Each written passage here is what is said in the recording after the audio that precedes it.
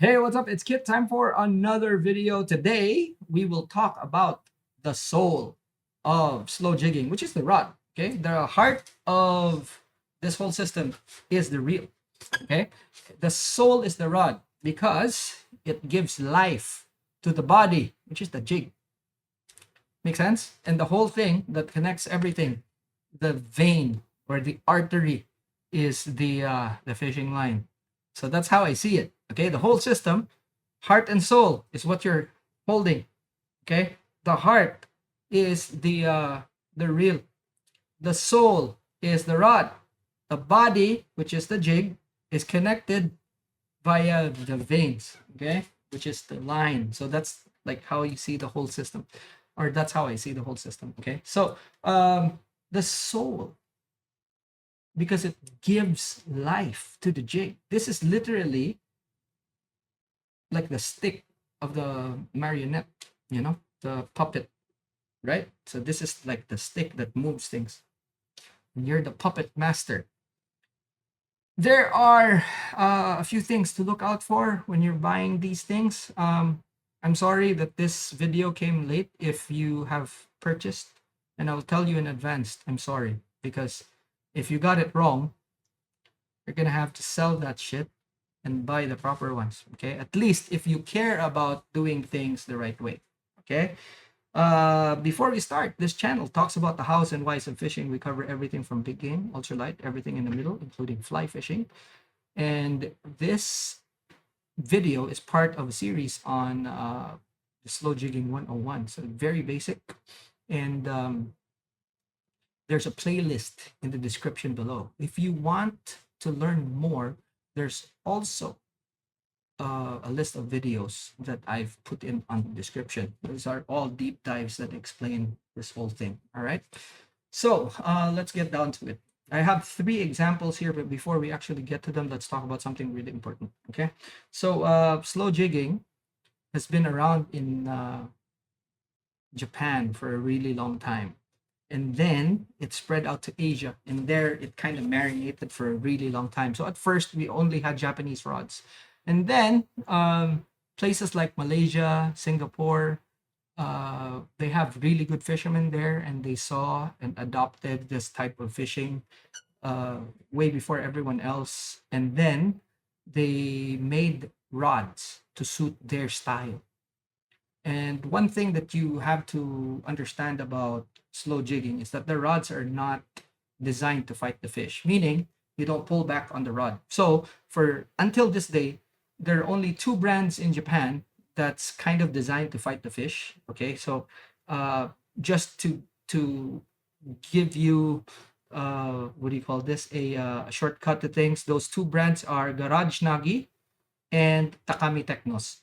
Those 2 brands only of the plethora of brands that's available in Japan. Those 2 are the only ones that can be recommended from Japan that you can fight with a fish with.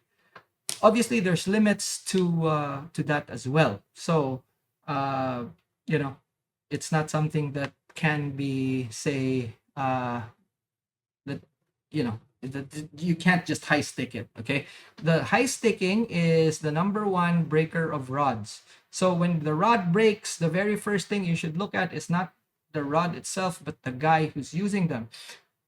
There are rods like, take for example Tokayo, where you would see them really high sticking at everything. If they're working for the brand, let them do that, because at the end of the day, when it breaks, guess what, they'll just get a replacement. And then and even if the rods break, they're not going to put it on video, because guess what, majority of the videos that they make is for promotion purposes. So if they break the rods, they're just going to cut it and then wear the same shirt, go back the next day, fight a fish, and then just you know do it within the tolerance of the rod, and then bang, they have a full video. Now, high sticking. Okay, so when you're high sticking the rod, instead of having the weight distributed on the rod, it gets what do you call this, it gets relegated towards the tip. And that's why the towards the tip section is always where it breaks. Okay, the rods are not designed to carry load in the upper thirds of the rod. What happens is that it should be at the back, and that's basic rod design. Really, the back near the butt is where the lifting is. Okay, now for fast jigging rods, they're designed for that bend, and sometimes even fast jigging rods you cannot high stick. Okay, but they're more forgiving. Fast jigging rods are more forgiving than slow jigging. Remember, when we look at the premise, the design, the overall design of fast jigging is that the rods are built for the manipulation of the jig so that you'll get strikes in times where the fishing is difficult. Okay? That is it. This is a system designed so that when the fishing gets tough, or it's part of the day where there's a lull in your fishing, okay, and it's not wide open bites. You see that there's fish under the boat, but they just refuse to bite. It could be that they started bait profiling. It could be that the current just disappeared. It could be that the temperature shifted. There's a lot of reasons why the fish just stop feeding. These are the times where slow jigging will shine, because you will have strikes. They're designed, okay? This whole system is designed to get strikes at that time. So the rods are made to manipulate the jig as enticingly as possible. So it's a presentation thing, and it has nothing to do with fighting the fish. That's why for slow jigging, you will find that a lot of the Japanese are actually fighting with the rod pointing down, and then they fight with the reel. This is why I'm saying that the reel is the heart of the system, because not only do you use it to manipulate, you're also, right? So the rod, I call it the soul, because it's like, it's what gives the jig the life. Okay, it's the, you know, it gives it life. So with that, okay, it's safe to say that the Asians, because they're very early adopters, they have found kind of like a formula that they use so that the rods are just okay to work the jigs, and they're okay to bend. So pure Japanese rods, pure Japanese style rods, are rods that are 100% to manipulate the movement of the jig, whereas Asian style rods, they have a bit of fight, so you can bend them and fight the fish with them. Okay, but not to a certain extent. So it's like, I always say, it's like a sliding scale. The more you tilt it towards the fighting the fish, the more it would really be bad at presentation. Whereas Japanese would be towards the presentation side, the Asian style rods would be towards, or somewhere in the middle of presentation and fighting the fish. There are rods that are purely fighting. They work, of course, if the fish are biting. You know, you could use any rod. Hell, you could use a hand line, no rod at all, and you could still work the jig and get a bite. So that's it. If you're fishing in a place where there's a lot of fish and gives you a lot of chances, you know, yeah, go ahead, choose that type of rod. You know, it's up to you. How you eat your sandwich or how you make your sandwich is your business. But don't expect to catch a lot of fish when the fishing gets tough. Okay, which is what's it designed for. Also, if you think that you already know what it's supposed to be, when, you know, you're catching and like all 50 people on the boat are catching the same, guess what? Doesn't matter if you're having a hand line or you're having something else. If it's a wide open bite, it'll be anything, and they'll eat it, you know. So the times when this is really precious, or where it's really meant for, is when the fishing is difficult, and that's the only time when you would see if you're doing the right thing or not. Okay, so in places like let's say the US, where there's conservation, you could use anything, you know. Go to Asia where it's difficult and see if you're really good, you know, and guess what, probably not gonna happen. Okay, so the rods themselves, here's the thing, and I'll tell you this: you go to a shop, they will always sell you, like, guys, hold on, before anything else, I don't sell shit. Okay, I'm not trying to sell you anything. What I'm trying to do is help you so that you would understand this thing, so that when you go to a shop, you're not a slave to what they're saying. Okay, let me clear that up. I don't earn from selling stuff. Okay, Now, here's the thing. If you're going to a shop and you ask them, they would always recommend something that they have on stock, because guess what? They're not running a charity and they're trying to sell you something. Okay? They will always sell you something that they have on stock. They will never sell you something that they don't have, obviously, right? They're there to sell. So they will sell you, they will tell you that this is good. Because guess what? It's what they have on stock, right? Even if it's not the right one. Two, they would always sell you something that they will have the biggest margin on. So if there are 5 rods, they would pick something up. The first one that they would pick would always be the one that has the highest margin for them. They will never sell you the cheapest stuff first. They will sell you the most expensive stuff first. Okay, this is it. Now, number 3, there's such a thing as standards. Okay, if you want to buy outright the standard rod, the standard reel, which would get you there 50% of the way, buy Daiwa, buy Shimano. Okay, for Daiwa, there's the Saltiga, but the Japanese version, not the US version. Okay, so the Saltiga 15H and 20H for the reel, and then Osha Jigger for Shimano 1500 or 2000. That is the reel. For the rod, you have Game Type Slow J. Unfortunately, I don't know what the equivalent is for Daiwa. But that's it. If you want the standard, that's it. Game Type Slow J. Okay? They're not that expensive. You can import them from Japan. And then with the reel, guess what? You'll have a standard rod and reel. Are they going to be the best? Hell no. They're standard. You know, they're not supposed to be the best. They're the standard. But it'll get you there, 50%. Okay? The rest is it. Now, I'm going to show you an Asian style rod. Okay? A good mid-range, actually, top mid-range. It's not cheap. And then a top range, top of the line rod. These are 3 rods that I use. Okay? The one is cheap. The 2 others, not really. But yeah, I mean, there's a reason why I chose them. That's one. And in my experience, they're really, really good. So if you can get hold of one of these, great. All right. So let's start with what I pair with my L30. Okay. So the L30 that I have, it's basically what I use the most. Okay. So this is the rod that I use the most. Okay. This is from Hot. That's the slow style 64H. This is rated for up to 350 grams. Okay. I use PE2 with this, but it has a range of PE1 to 3. So this has a spiral type guide arrangement, very, very light. And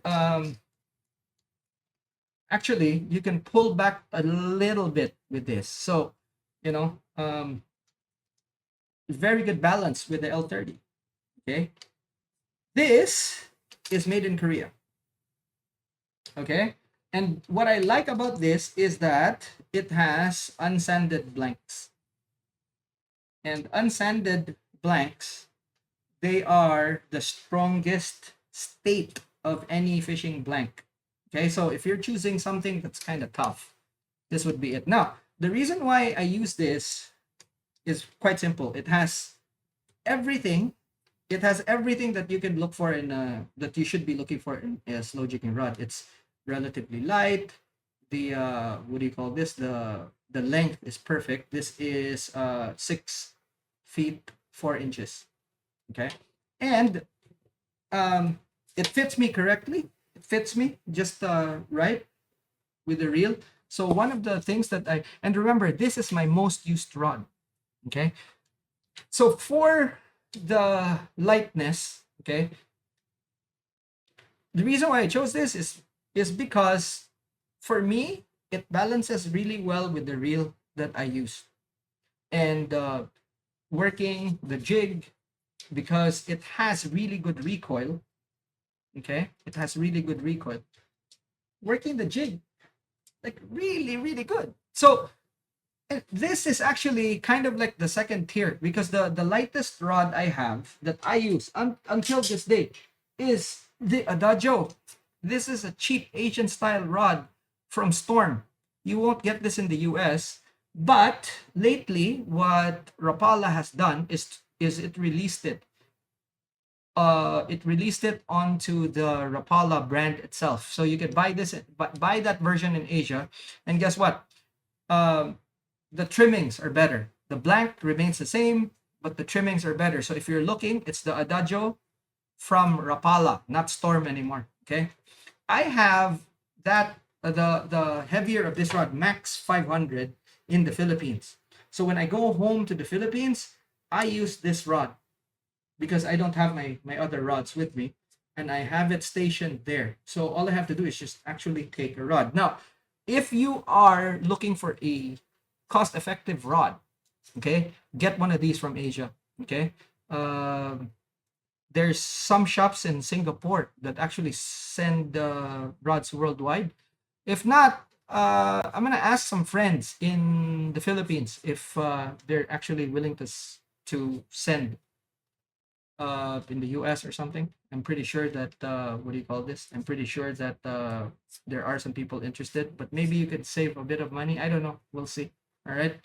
But I'll actually, if anyone is interested, reach out to me in Instagram, and then I'll connect you guys directly so you can talk to them. So if you're looking for something that you can work the jig with really well, fight the fish. Okay, this is literally, I would recommend this rod. It's this, when I was working for the company, this was my rod of choice. And one of my really good friends who moved out of the UAE, that bastard, okay, he actually took this. We were working together in the same company. So you know, shout out to my brother Rodney. That dickhead, he took my rod, you know, and then after that, after a while, he probably, like, you know, got a conscience attack. So he gave me this. And it was so funny. He was like, "Hey, let me borrow that rod," because the rod was so much in demand, he couldn't get hold of it. So if you are after like a cheap rod, get this. This is really good. Okay. Now, what's good about this rod? It's light. It's actually very light. It balances well with Osha Jigger 1500, which was my service reel before, and you can actually fight. I actually have a video of me catching a relatively good sized longtail tuna, and it I did it in under 3 minutes. And they even used that particular video for a VMC commercial. So this rod is really good. Okay, I would really recommend this to a lot of people. If you're starting out, instead of buying BS rods from like brands that pass out the pass themselves out as something that they would know. If you're spending a good chunk of money, I'm telling you, buy this rod instead, and you'll be happy. This is really, really good. You can Asian style, so you can actually fight, you know. And in the video from way back when I was actually testing out the Kensaki, when it was not released yet, I used the earlier version of this rod, the previous version of this rod, and I tried to break it. Okay, and that was the video where you could see me drop the jig, bang, got hit, and then fight the fish, and then brought it up in under 3 minutes. That's in PE, I think 1.5 on that. So this is really, really good. Standard non spiral wrap, so which is good, because the spiral wrap, you have to choose whether the line spirals left or it spirals right. So if you're reeling right, it should spiral left. But advantage of this rod and all rods that are not spiral wrapped is that you can use left hand or right-handed reels on this. So again, if I was to recommend to someone that's starting out, you guys, especially you guys in the States, okay, look for a rod, this rod in the Rapala brand. It's not Gomoku anymore, it's Rapala, okay?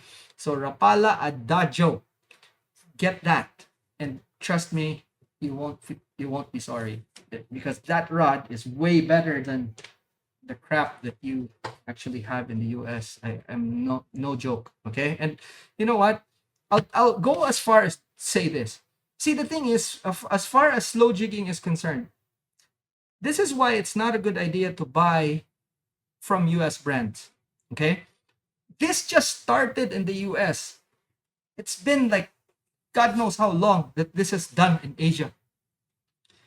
You cannot expect someone in the US that just popped up and say like, hey, I'm an expert in this, and then I'm going to start building rods, and you expect that the products would be up to par with what it should be. You know, it's like buying a bike from someone who doesn't have experience building bikes or even riding bikes. It's the same thing. So think twice if you're being sold something, you know, that hasn't, you know, I mean, God, guys, it's from Storm. It was from Storm, and it's been like, God knows, more than 10 years before they actually moved it to the main Rapala brand. So trust me, the rods, these are really, really good. Okay.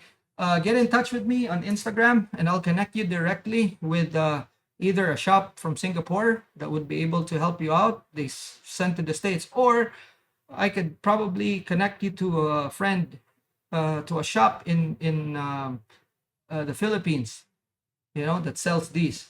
I got my latest one I got from a shop in the Philippines to be sent to where I will be settling down eventually. So my uncle has a place there, and when I go on vacation, I actually go to that place. So that one rod that I bought from the Philippines, I sent there. Okay, so each and every single time I go home, I just take one of my reels, go there and use it there. That's it. Okay, I cannot recommend this enough. Okay, this slow style stiletto is really nice, but if you find that this is too expensive for you, and if you're starting out, get this. This is literally like, it's very hard to outgrow, and you won't be looking for anything else until you develop your style. Okay, the only reason why I have this is because this maxes out at 300, and I only use this for jigs that are up to 200. uh the uh the rod becomes kind of sluggish at about 250. Still okay, but sluggish. That's when I use this. Okay, now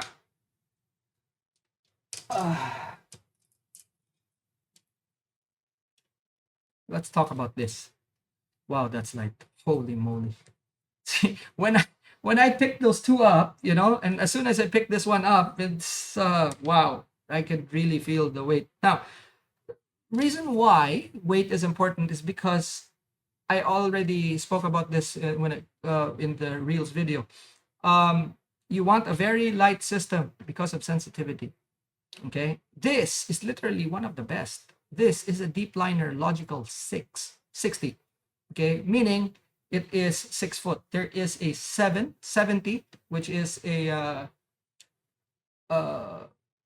7-footer, and there is also a 5.5. Okay, short one. So this one is a 6.0. This is a number 7, up to about, hold on, is this carries up to 18 ounces. What is 18 ounces in grams? It should be heavier than what do you call this?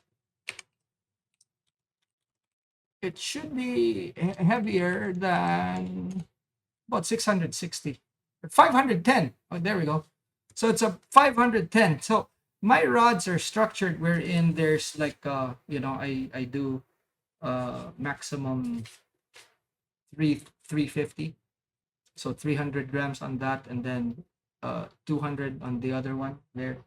And for this one, uh, up to 500 grams. Now, the good thing about this is if it says 18 grams here, 18 ounces, it says there, I can use up to what is 510 grams. I could use literally up to 500 grams on this, and it will carry it.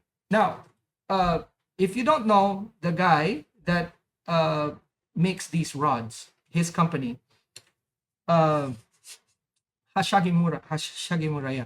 So this guy is the student of Mr. Sato. Okay, so he evolved slow jigging from what Mr. Sato taught him. So based on his understanding, he built the rods, and there's a whole series of these rods, and it doesn't. It's very difficult to find a rod that's actually better than from the students. He's only one of a few that actually kind of made their own company. Another one is Beat, actually, really good rods as well. But I settled with deep liners because of the range that they have. So I can use this, and then I can use my number 10, okay, which has up to like a way higher what do you call this, capacity for jigging even deeper. But very good recoil, and obviously when you fight the fish, you point it down.